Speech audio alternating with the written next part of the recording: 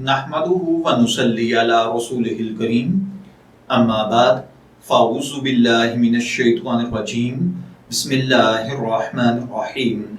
अस्सलामु अलैकुम dear viewers, आपके फेवरेट इंफॉर्मेटिव चैनल फतवा ऑनलाइन से मैं हूं प्रोफेसर शब्बीर अहमद।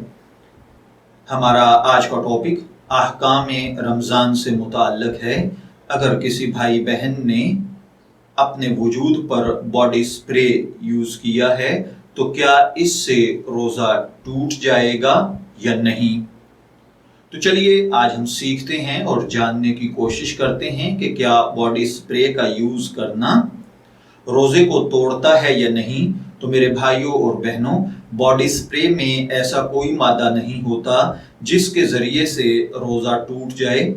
तो इसको हम हलक में उतारने के लिए यूज़ नहीं करते, बल्कि अपने जिस्म को मुअत्तर करने के लिए, खुशबू के लिए इस्तेमाल करते हैं। तो ऐसी कोई भी चीज़ जो खुशबू के लिए इस्तेमाल की जाती हो और उसका धुआं वगैरह ना हो तो उसका इस्तेमाल करना, जैसे एयर फ्रेशनर, इतर, परफ्यूम या बॉडी स्प्रे वगैरह, इनका यूज करने से रोजा नहीं टूटता है।